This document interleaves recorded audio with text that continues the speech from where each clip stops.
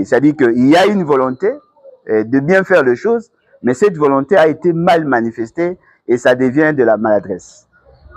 La coalition C64 réunit pour défendre l'article 64 de la Constitution. En privilégiant désormais le dialogue, certains estiment qu'elle s'éloigne de sa mission initiale.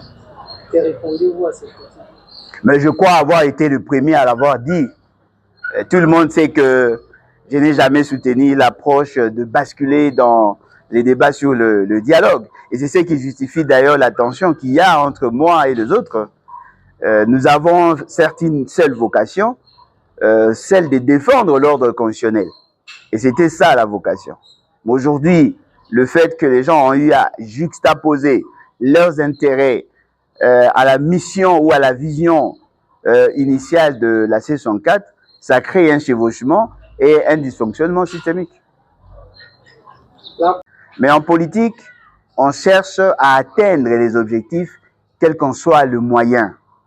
C'est vrai qu'il y a une certaine moralisation dans l'action politique, mais dans l'esprit de la politique, c'est-à-dire dans la praxis politique, ce qui est important, c'est de bousculer le pouvoir pour créer des opportunités d'accéder à la fonction.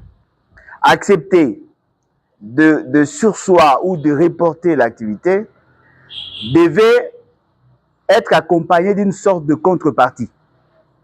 C'est-à-dire, vous acceptez d'annuler ou de reporter votre marche, mais en contrepartie, vous devez obtenir quelque chose. Parce que là, nous sommes dans les rendez-vous du donner et du recevoir.